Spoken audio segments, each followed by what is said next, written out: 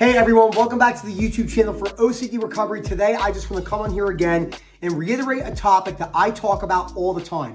In order to recover from OCD, you have to build the resilience of doing things when you don't want to do it. That's going to be the topic of this video. It's not going to be very long. It's more of a kind of get right in there and tell you exactly what needs to be done. Please reach out to Phil at OCDRecovery.com to learn more about our subscription services, how you can be more consistent, access to all the webinars, and all the things that you're not getting anywhere else. Unless you're in the WhatsApp groups, you're not realizing how much amazing content, drawings that I do. I have some of them right here. I make personal videos on stuff like that. There's one of them. Here's another one right here. You're not going to get this stuff anywhere else but the WhatsApp group. That's the only way you get access to it. You get that support, and you're surrounded by people who actually understand OCD, the coaches, the moderators, people that have been on the journey for a while, all sorts of different things. Anyway, okay. This idea of waiting until you feel a certain way to achieve anything in your life is not going to get you very far. It's actually going to get you basically nowhere because humans are way, way, way too obsessed. Do you have to breathe like Darth Vader? We're going to do this. Hold on.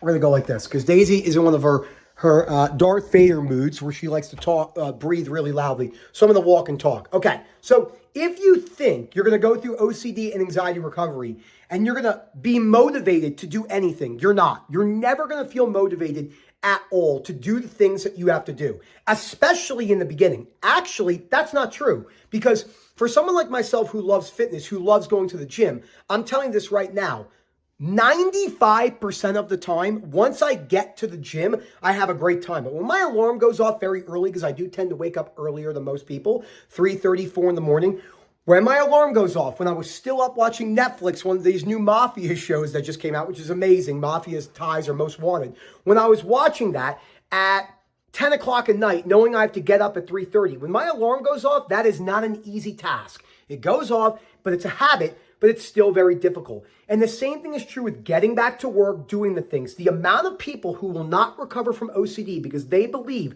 they can get away from this is not going to work. There is no way at all. You have to put the hard work in. You have to show up and do the things when you don't want to do them. You have to build the muscle, the skill of resilience, of grit.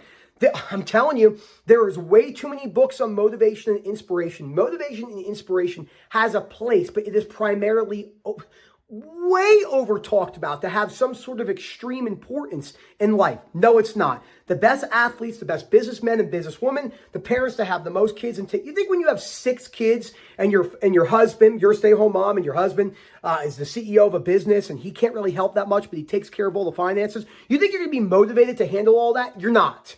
You're not. There'll be bursts of motivation and inspiration, but the chances are you're not going to be motivated at the level you think you are. And this will hold you back if you do not change your perspectives on this. If you get better at building the skill and the muscle to do things when you don't want to do it, you can apply that like a cup overflowing with water to other areas of your life. But I'm telling you right now, you're not going to hear this anywhere else, okay? How long is it going to take you to build that muscle? A long time, years.